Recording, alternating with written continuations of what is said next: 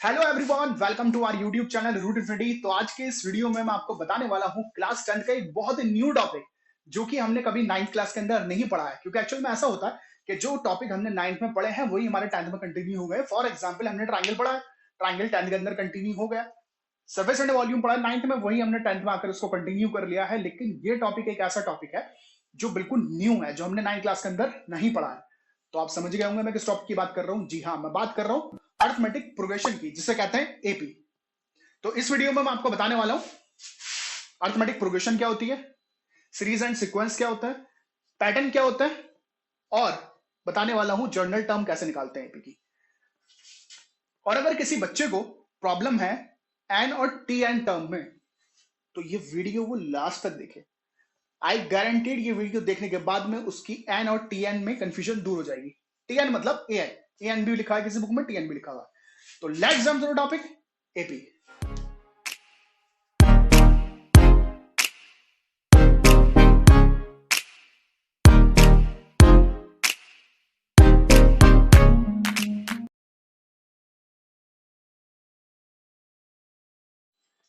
AP start करने से पहले आप लोगों को कई चीजें समझनी पड़ेगी, तब जाके आप एपी को समझ पाओगे, अच्छी तरह से एपी पे पकड़ अपनी मजबूत कर पाओगे। अगर आप डायरेक्ट एपी स्टार्ट कर देते हो तो यकीन मानना आप सिर्फ रट्टा मारोगे, उसके ऊपर रट्टा फाई करोगे और कुछ नहीं करोगे। फॉर एग्जाम्पल, जैसे आपको टीएन का फॉर्मूला पता लग जाता है कि जनरल टर्म निकालने के लिए फॉर्मूला है TN equals to A plus N minus one into D. तो आप सिर्फ वहां पर रट कर सिर्फ टर्म निकाल सकते हो, आपको एपी के बारे में कोई नॉलेज नहीं होगी कि एपी क्या होती है। तो एपी को समझने के लिए आप मेरे साथ बने रहें और देखें। सबसे पहले एपी को समझने के लिए आपको कई टर्म समझनी है। पहली है पैटर्न, कि पैटर्न क्या होता है, सीक्वेंस क्या होता है, सीरीज क्या होती है। पैटर्न, सीक्वेंस, सीरीज, उसके बाद हम चलेंगे एपी के ऊपर। तो यहां मैं कुछ एग्जाम्पल लेता हूं जिससे आपको मैं ये सारी टर्म बहुत अच्छे से क्लियर करा सकता हूं। फॉर एग्जाम्पल, मैंने कहा कि एक बंदा है जिसकी जॉब लगती है और उसको सैलरी भी अच्छी खासी मिलती है। भाई, उसको सैलरी मिलती है, कंसिडर कर लेता है 12,000। पहले साल उससे सैलरी 12,000 मिलती है। एक साल हो जाता है, एक साल के बाद में उसे बोनस मिलता है, इंक्रीमेंट मिलता है, वट एवर, और उसकी सैलरी उसके बाद में इंक्रीमेंट में लगने के बाद में उसकी सैलरी 12,500 हो जाती है। उससे नेक्स्ट ईयर उसकी सैलरी 13,000 हो जाती है। फिर नेक्स्ट ईयर उसकी सैलरी 13,500 हो जाती है। तो यहां पर मैंने एक एग्जाम्पल कंसिडर करा है। नेक्स्ट एग्जाम्पल और लेते हैं। कुछ दो चार पैटर्न लिख रहा हूं आपको, उसके बाद में बताऊंगा किस पैटर्न क्या होता है और सीक्वेंस क्या होता है। हाँ भाई, एक और एग्जाम्पल लेते हैं। सपोज जैसे एक लड़की है और एक बच्ची है, और वो अपने पिगी बैंक में हर वीक सेविंग करती है। कभी वो 10 रुपीज डाल देती है उसमें, नेक्स्ट में वो डबल करके डालती है, उसका 20 डालती है, फिर 40, फिर इसी तरह से वो 80, और गाड़ी चलती रहती है। एक और ले लेता हूं एग्जाम्पल, क्रिकेट से ले लेता हूं। महेंद्र सिंह धोनी बैटिंग करता है, सेविंग बाय कार, लिख लो यहां पर आप, सैलरी। महेंद्र सिंह धोनी का एक एग्जाम्पल लेते हैं कि कभी तो महेंद्र सिंह धोनी बहुत अच्छी परफॉर्मेंस देता है और 75 रन स्कोर कर देता है। कभी कभी ऐसा होता है कि वो 2 भी होता है स्कोर और आउट हो जाता है। नेक्स्ट हम कर लेते हैं कि उसका स्कोर हो जाता है भाई 15, फिर एक बार और अच्छी performance I and 50 run scored by MSD. ठीक है भाई, कुछ मैंने यहां पर पैटर्न लिखे हैं जिससे मैं आपको समझाने वाला हूं सीक्वेंस। नेक्स्ट एक कोई और ले लेता हूं, लाइक कोई नंबर ले लेता है, 100, 150, 250, 400 एंड सो ऑन। ये यहां पर मैंने 4 एग्जाम्पल लिख रखे हैं। अब इससे आप समझें सीक्वेंस क्या होता है। पहले ये कुछ नंबर के पैटर्न है, 1 2 3 4, ठीक है। यहां से पहले मैं सीक्वेंस की डेफिनेशन भी लिख देता हूं, उसके बाद आपको सीक्वेंस समझा दूंगा कि सीक्वेंस होता क्या है।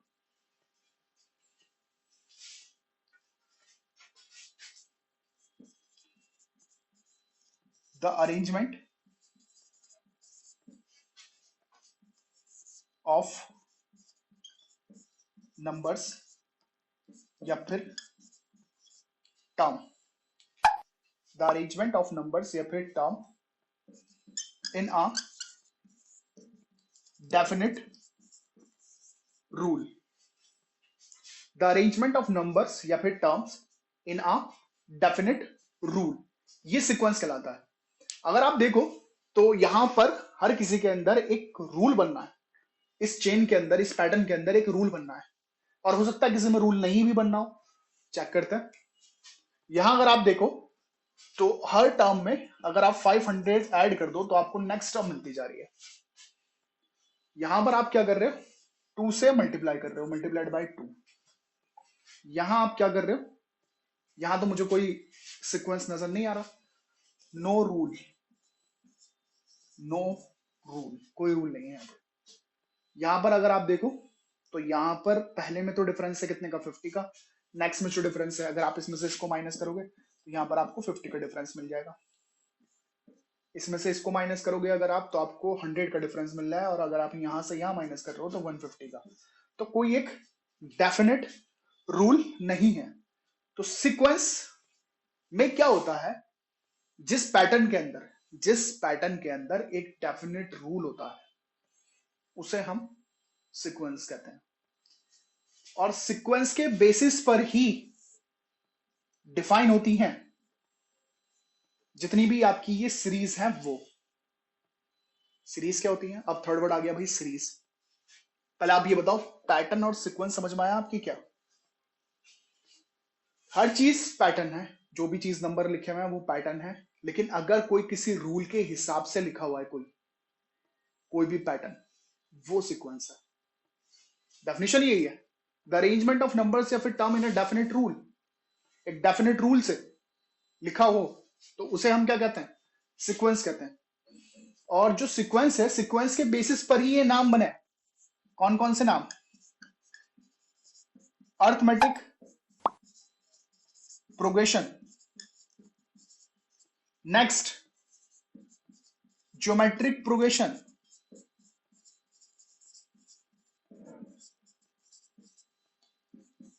हार्मोनिक प्रोग्रेशन, हार्मोनिक, और एक ही और होती है फिबोनाची नंबर।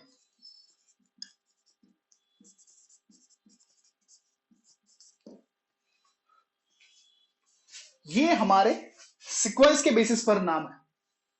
कौन कौन से? अरिथमेटिक प्रोग्रेशन, एपी, इसे हम एपी कहते हैं, इसे हम जीपी कहते हैं, और इसे हम एचपी कहते हैं, हार्मोनिक प्रोग्रेशन। लेकिन आप डरे नहीं, इतनी चीजें नहीं बताने वाला हूं मैं आपको, क्योंकि आपके सिलेबस में सिर्फ है एपी। अब एपी क्या है? एपी को डिफाइन करता है। एपी मैंने क्या बताया आपको, सीक्वेंस से डिफाइन होंगी ये सारी चीजें, चाहे वो एपी हो, ज्योमेट्रिक प्रोग्रेशन हो, हार्मोनिक प्रोग्रेशन हो, सारे डिफाइन होंगी काय से? सीक्वेंस से। और सीक्वेंस क्या है? Arrangement of numbers in a definite rule. ठीक है, एपी की डेफिनेशन क्या है?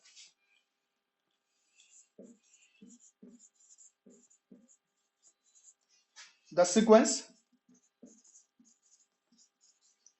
in which each term is differ from its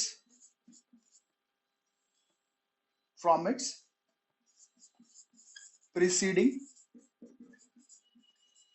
term by a constant. The sequence in which each term is differ from its preceding term by a constant. यानी कि हर एक term अपनी preceding term से, यानी कि preceding मतलब आगे वाली टर्म से, एक कांस्टेंट डिफरेंस पर होगी, कांस्टेंट डिफरेंस के ऊपर होगी। आप देख सकते हो यहां पर अगर आप देखो मैंने 4 पैटर्न लिखे हुए हैं, तो जिसमें से 2 तो मैं कहूंगा कि वो किसी पर्टिकुलर पैटर्न के ऊपर ही नहीं है, किसी पर्टिकुलर अरेंजमेंट के ऊपर ही नहीं है। पैटर्न तो है लेकिन किसी पर्टिकुलर रूल के ऊपर नहीं है। तो यहां तो मैं कहूंगा कि ये सीक्वेंसेस नहीं हो सकते, कोई से भी सीक्वेंस के बेसिस पर ये चारों चीजें डिफाइन हो सकती हैं आपकी। तो इसमें से कौन सी एपी होगी और कौन सी एपी नहीं होगी, आप ये बात देखकर बताओगे। तो सपोज यहां पर आप इसको इसमें से माइनस करते हो, यहां पर डिफरेंस आएगा आपका 500 का। भाई यहां आप देखो, इसमें से इसको माइनस करो आप, यहां पर डिफरेंस आएगा आपका कितने का, 500 का। यहां से यहां माइनस करो आप, तो यहां भी आपका डिफरेंस आएगा 500 का। तो यही बात एपी डिफाइन कर रही है, यही डेफिनेशन है एपी की, कि वो सीक्वेंस जिसके अंदर आगे वाली जो टर्म है अपनी पीछे वाली टर्म से एक डिफरेंस के ऊपर होगी, एक कांस्टेंट डिफरेंस के ऊपर होगी। कांस्टेंट डिफरेंस, ये ध्यान रखना, एक कांस्टेंट डिफरेंस के ऊपर होगी। यहां भी क्या कांस्टेंट डिफरेंस है, लेट्स सी। यहां पर डिफरेंस 10 का है, यहां डिफरेंस 20 का है, यहां डिफरेंस 40 का है।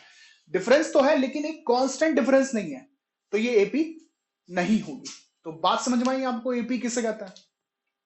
चलिए आगे बढ़ते हैं।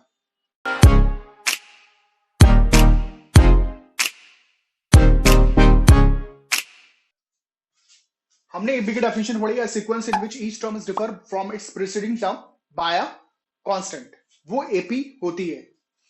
ठीक है भाई, यहां कांस्टेंट से क्या मतलब है, कांस्टेंट किसे कहा गया है, कांस्टेंट को डिफाइन करता। पहले मैं आपको बता दूं एपी की जर्नल फॉर्म क्या होती है, उसके बाद में मैं आपको कांस्टेंट बताऊंगा। A plus D, A plus 2d, A plus 3d and so on. ये जो कांस्टेंट टर्म है यहां पर वो डी है। इट्स मीन फर्स्ट टर्म मेरी, ध्यान से देखिएगा, फर्स्ट टर्म मेरी ए है, उसमें मैंने कांस्टेंट टर्म को ऐड कर दिया तो ए प्लस डी हो गई। फिर उसमें डी ऐड कर दिया मैंने, ए प्लस 2d हो गई। फिर मैंने डी ऐड कर दिया, ए प्लस 3d हो गई। तो जो मेरा कांस्टेंट टर्म है यहां पर वो डी ऐड होता चला जा रहा है। ऑन द अदर वर्ड्स अगर मैं ये कहूं कि मैंने अगर प्रीसीडिंग टर्म में से ये टर्म माइनस करी है, तो ए प्लस 3d में से आप ए प्लस 2d माइनस करिए, डी मिल जाएगा आपको। यहां से ये माइनस करिए, आपको डी मिल जाएगा।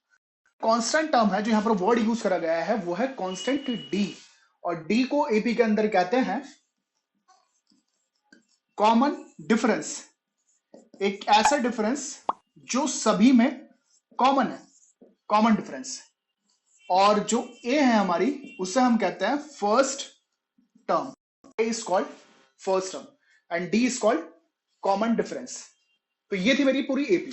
जर्नल टर्म भी मैंने, जर्नल वे जो था इसका लिखने का वो भी मैंने आपको बता दिया। जो वर्ड अब रह गया डिफाइन करने से वो रह गया है सीरीज। सीरीज क्या होती है देख लेते हैं। The sum of all the term,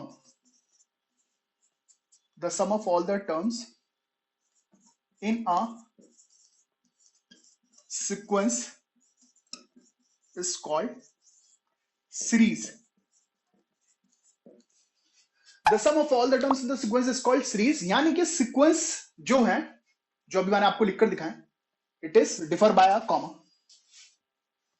ये एक दूसरे से कॉमा लगा रखा है, सेपरेशन बाय कॉमा, कॉमा लगा रखा है। अगर इसके बीच में मैं प्लस का साइन लगा दूं, सारी टर्म्स को ऐड कर दूं, सम कर दूं उनका, तो वो सीरीज बन जाएगा। Very simple.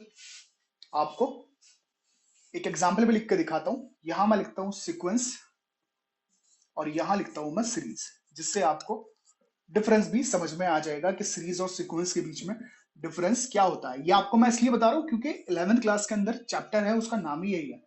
अगर आप मैथ्स कंटिन्यू करते हो तो 11th क्लास के अंदर आपको एक चैप्टर मिलेगा जिसका नाम है series and sequence.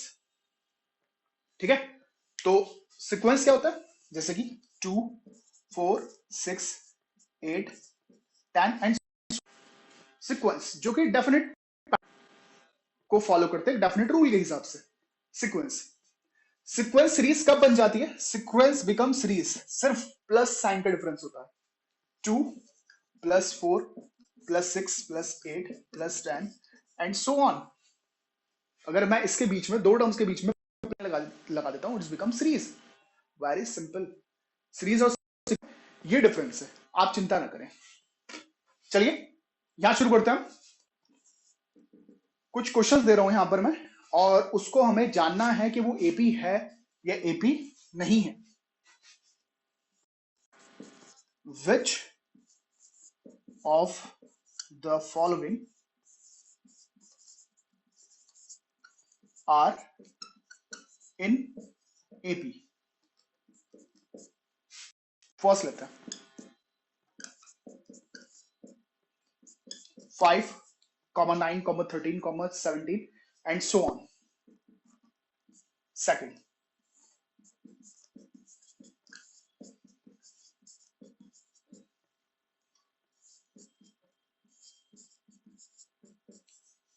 three plus root 2 plus 3 plus 2 root 2, 3 plus 3 root 2 and so on.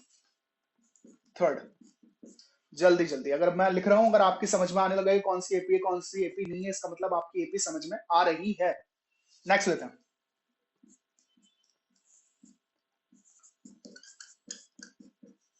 and so on. 1, 3, 9, 7, 27 and so on. Fourth लेते हैं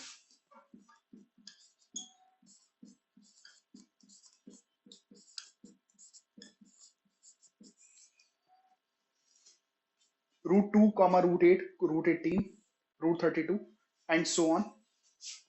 भाई और एक आध एग्जाम्पल और ले लेते। चलिए फिलहाल यहां तक छोड़ देते हैं। सबसे पहले एग्जाम्पल की बात करते हैं जो मैंने लिखा है यहां पर 5, 9, 13, 17। क्या ये एपी है या नहीं है? पहली बात, क्या ये एपी है या नहीं है? पहला क्वेश्चन ये है मेरा। तो एपी तब होगी, कब होगी? जब हर एक टर्म का अपनी आगे वाले टर्म से जो डिफरेंस है वो एक कांस्टेंट होगा, हर एक टर्म का। ठीक है भाई। 9 में से 5 माइनस करिए आप, कितना बचता है? 4। 13 में से 9 माइनस करिए आप, 4। 17 में से 13 माइनस करिए आप, 4। यानी कि 4 इसका कॉमन डिफरेंस हो गया और ये एपी है। अगर कॉमन डिफरेंस सेम आ रहा है वो एपी है। यहां पर बात करते हैं 3 plus root 2, 3 plus 2 root 2।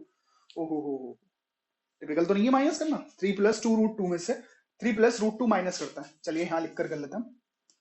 3 plus 2 root 2 में से माइनस करना है हमें 3 प्लस रूट 2। ठीक है, तो यहां ब्रैकेट नहीं लगा रहा मैं, यहां माइनस साइन लगा देता हूं। 3 से 3 कैंसिल हो गया और 2 रूट 2 में से रूट 2 माइनस करेंगे, रूट 2 बच गया। ठीक है भाई, यहां रूट 2 बच जाता है। 3 प्लस 3 रूट 2 में से 3 प्लस 2 रूट 2 माइनस करेंगे, यहां पर भी रूट 2 बच। यस, ये भी है because the common difference is same. Third example लिखते हैं। 3 में से 1 माइनस करते हैं। 3 में से 1 माइनस करा हमने, क्या बचता हमारा? 2। 9 में से 3 माइनस करा, ओ हो 3। यहीं रुक जाइए आप, आगे भी देख लेते हैं। 27 में से 9 माइनस करिए आप, तो डिफरेंस अलग अलग आ रहा है सब जगह पर। तो इसका मतलब ये एपी नहीं है। बिकॉज क्यों नहीं है?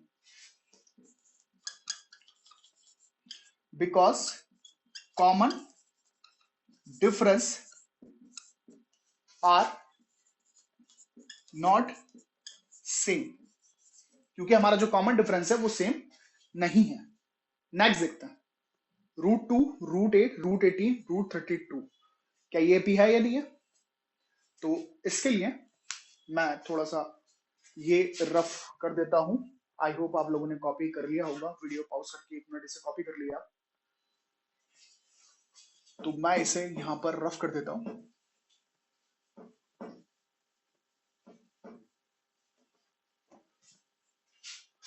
तो रूट 2, रूट 8, रूट 18, रूट 32 ये एपी है या नहीं है? तो मुझे इसे थोड़ा सा सॉल्व करना पड़ेगा। ये तो रूट 2 ही रहेगा।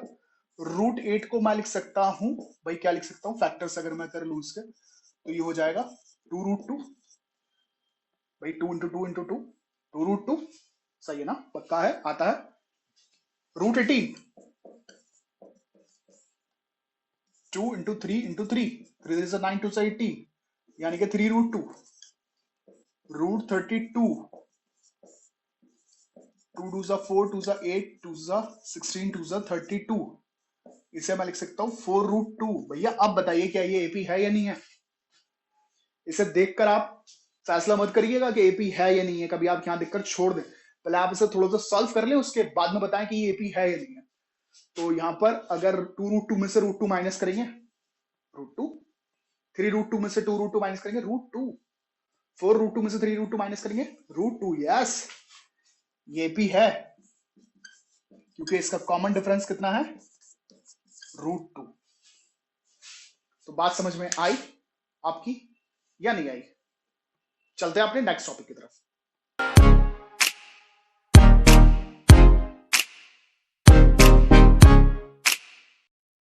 तो यहां टी एन और एन की वैल्यू को अच्छी तरीके से समझने के लिए मैं एक क्वेश्चन ले लेता हूं। वो क्वेश्चन है मेरा कुछ इस तरह से, which term of an AP, और एपी दे रखी है मुझे कुछ ये 3, 8, 13 and so on is 78. Which term of an AP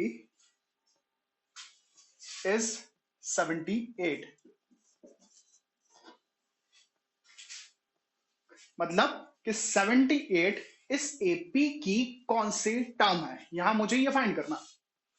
तो यहां आपको मैंने फॉर्मूला बताया है, टी एन या फिर ए एन, जो भी चीज आप इसे लिखना चाहें, is equals to A plus N minus 1 into D. तो यहां पर हम ए की वैल्यू देख लेते हैं। ए की वैल्यू हो गई 3 हमारी, डी की वैल्यू निकाल लेंगे भाई। 8 में से 3 माइनस कर दें आप, 8 में से 3 माइनस कर दें, कितना बचा? 5। और मुझे 78 क्या दे रखा है, एन या टी एन? जल्दी क्या दे रखा है भाई? T N. जल्दी सोचें, क्योंकि कोई ज्यादा टिपिकल क्वेश्चन नहीं है। टी एन की वैल्यू दे रखी है और मुझसे क्या पूछा है? एन की वैल्यू पूछी है भाई, एन पूछा है मुझसे। फॉर्मूला लगा देते हैं, T N equals to A plus N minus 1 into D. यहां पर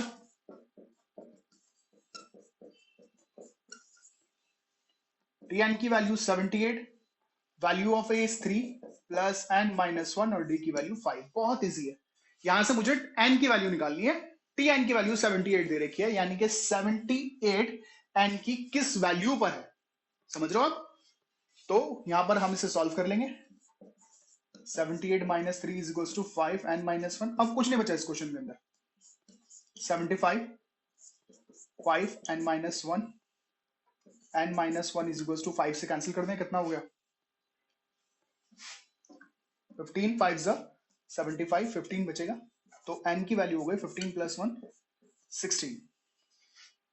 तो n की वैल्यू आ गई 16 मेरे पास में। तो 16 टर्म जो है एपी की वो कितनी है? 78 है। यहां 2 क्वेश्चन और लिए हैं मैंने एन और टी एन को समझने के लिए। लेट्स सी ये कैसे होंगे। पहला क्वेश्चन है, find the 11th term of an AP. एक एपी दे रखी है, इसकी 11th टर्म फाइंड करनी है, ठीक है भाई। ए की वैल्यू -3 हो गई, यहां पर आप डी की वैल्यू निकाल लें। कैसे निकलेगी भाई डी की वैल्यू? भाई इसमें से इसको माइनस करें, -1/2 में से माइनस कर दे माइनस का 3, तो कितना हो जाएगा? -1/2 प्लस 3, 3 2 6 -1 कितने हो गए? 5, 5/2। तो डी की वैल्यू आ गई मेरी 5/2। 11th टर्म फाइंड करनी है मुझे, T11 फाइंड करना है। 11th टर्म यानी कि एन की वैल्यू कितनी है मेरे पास में? 11 है यहां पर। तो मुझे फाइंड करनी है 11th टर्म, यानी कि a plus 11 minus 1 into D. सही है भाई? या पहले फॉर्मूला लिख देते हैं हम यहां पर, a plus bracket n minus 1 into D. तो a की वैल्यू मेरे पास है -3 प्लस 11th टर्म फाइंड करनी है 11 माइनस 1 एंड डी की वैल्यू है मेरे पास में 5/2। बहुत आसान है, आपको ये ध्यान रखना है कि n की वैल्यू क्या है और tn क्या है। n क्या है और tn क्या है? -3 प्लस हो गया आपका 10 इंटू 5/2, 2 5 10, -3 प्लस 25, 25 में से आप 3 माइनस कर दें, कितना बचा भाई आपका? 22। तो भैया 11th टर्म जो है एपी की कितनी है? 22 है। दूसरा क्वेश्चन सॉल्व कर लेते हैं। होप आपकी समझ में आ गया हो ये जो मैंने समझाया। एक और क्वेश्चन सॉल्व कर लेते हैं जो मैंने लिख रखा है, find the number of term of an AP. ये वैरायटीज बता रहा हूं आपको, अलग अलग तरीके से ये क्वेश्चन पूछा जा सकता है, लेकिन करने का तरीका इसका सबका सिमिलर ही है। यहां देखें आप, या मुझसे नंबर ऑफ टर्म पूछिए एपी की। एपी की स्टार्टिंग हो रही है 7, 13, 19 एंड सो ऑन 205 तक। तो ए की वैल्यू होगी मेरे पास में 7, डी की वैल्यू हो गई 13 माइनस 7, 13 में से हम 7 को माइनस कर देंगे तो डी की वैल्यू हो गई 6, और टी एन की वैल्यू मुझे दे रखी है 205, और मुझे एन की वैल्यू चाहिए। यहां से एन की वैल्यू पता लग जाएगी तो नंबर ऑफ टर्म्स भी पता लग जाएंगे। तो फॉर्मूला फिर से वही, T N equals to A plus N minus 1 into D, और यहां पर अब टी एन की वैल्यू निकालने के बजाय यहां टी एन मुझे गिवन है, तो टी एन की वैल्यू मैं यहां रख दूंगा 205 इक्वल्स टू ए की वैल्यू कितना हो गया भाई 7 प्लस एन माइनस 1, डी की वैल्यू 6। भैया समझ रहे हैं आप लोग डिफरेंस इस क्वेश्चन में और इस क्वेश्चन में? ये क्या डिफरेंस है? यहां T11 फाइंड आउट कराया था आपसे, यहां आपको Tn की वैल्यू दे रखी है और यहां पर n की वैल्यू आपको बतानी है। 205 माइनस कर देते हैं 7, 6 n माइनस 1, ये बचेंगे 198 equals to 6 n minus 1, n minus 1 6 से डिवाइड कर दें आप इसे, 6 को डिवाइड में ले जाए तो हो जाएगा 6 3 18 एंड 6 3 18, n की वैल्यू हो गई आपकी 34। तो भैया इस एपी के अंदर 34 टर्म है। बात क्लियर हुई या नहीं हुई? तो फाइनली ये था मेरा आज का वीडियो। अगर आपको मेरी वीडियो पसंद आई हो तो प्लीज इसे लाइक एंड शेयर जरूर कीजिएगा और मेरे चैनल को सब्सक्राइब करना नहीं भूलिएगा। और इस वीडियो का आगे का पार्ट मैं बहुत जल्दी बनाऊंगा और मुझे कमेंट कर बताइएगा कि आपको मेरी वीडियो कैसी लगी। तब तक के लिए बाय बाय।